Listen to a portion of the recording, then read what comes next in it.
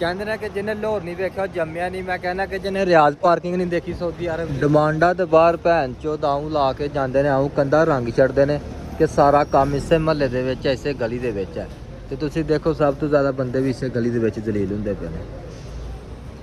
ਤੇ ਆਪਣੇ ਖਾਣ ਪੀਣ ਵਾਸਤੇ ਥੋੜਾ ਜਿਹਾ ਡਰਾਈ ਫਰੂਟ ਲੈਣਾ ਤੇ ਮਾਸ਼ਾਅੱਲਾ ਜੀ ਹਲੇ ਨੇ ਬਦਾਮ ਨੇ, ਅਖਰੋਟ ਮਖਾਣੇ ਨੇ। अस्सलाम वालेकुम प्यारे बहन भाइयों की हाल चाल है, ठीक हो? उम्मीद करना कि तुसी ठीक हो माशाअल्लाह। तो अज का व्लॉग फटाफट स्टार्ट कर लेने क्योंकि टाइम काफ़ी हो चुका है। तो असी जा रहे हैं मार्केट, एक तो कुछ सर्च करनी है काम की, अगर कोई जॉब मिल गई तो सुबह इंटरव्यू का अरेंज करना है। तो दूसरा जाना है कि थोड़ा जहा समान खरीदना है, ड्राई फ्रूट खरीदना है, वो भी दसना है तुहानू कितों जाके खरीदना है। तो एक तुसी देख रहे हो काफ़ी दिनों तो मेरी टोपी गुम हो गई। ते कोशिश करनी है अगर कितों अच्छी टोपी मिल गई तो वो लैनी है। ते देखो माशाल्लाह पारू अज सरकारी सान बेलियां खा खा फिटे दे। चलो जी अज का व्लॉग स्टार्ट करने, अपना सफ़र स्टार्ट करने ते चलने मार्केट।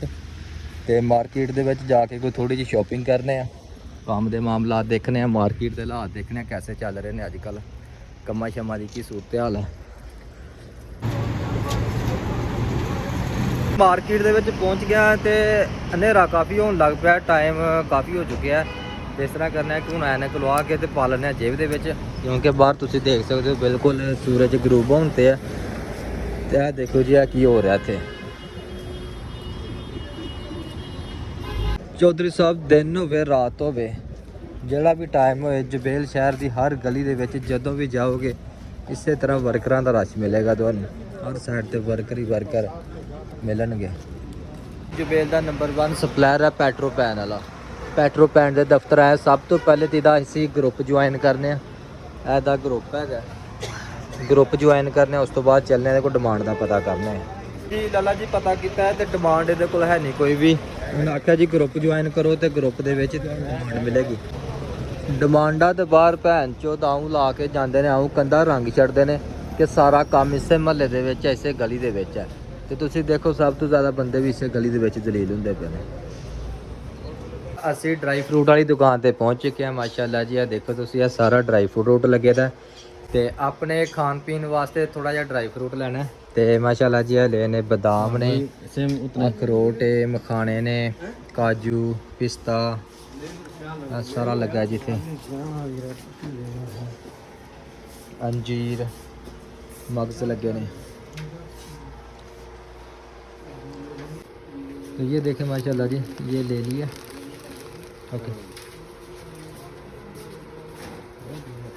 अंजीर भी ले लिया और बाकी थोड़ा ड्राई फ्रूट भी ले लिया और पैसे जमा करवा दिए हैं। बाकी ये देखें ये सारा ड्राई फ्रूट की दुकान है। अभी इसको ग्राइंड करने के लिए भेजा हुआ है, वो आते हैं तो फिर लेके हम लोग चलते हैं।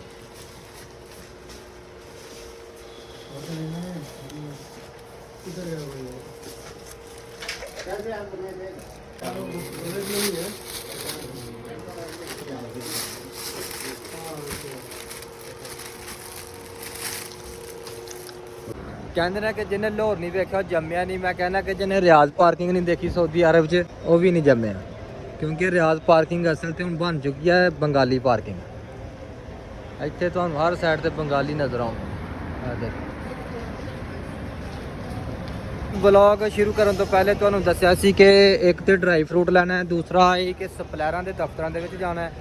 सप्लायरां के दफ्तरां दे विच भी गए हैं, ड्राई फ्रूट भी देखा तुसीं लै लिया सी माशाअल्लाह। दूसरा तुहाडे नाल गल कीती सी कि एक टोपी खरीदनी है, लेकिन असी किसी उसे टोपियां खरीदने वाली दुकान ते नहीं गए, किसी भी मार्केट दे विच नहीं गए कि जिथों असी टोपी खरीद सकते। हुण असी अपने 2 काम करके वापस आ रहे हैं। सप्लायरां दे ग्रुप ऐड कीते ने ते अपना ड्राई फ्रूट लिया तो वापस आ चुके असी सऊदी एयरलाइन शहर। तो यह देखो जी माशाअल्लाह जी, यह सऊदी एयरलाइन वाला इशारा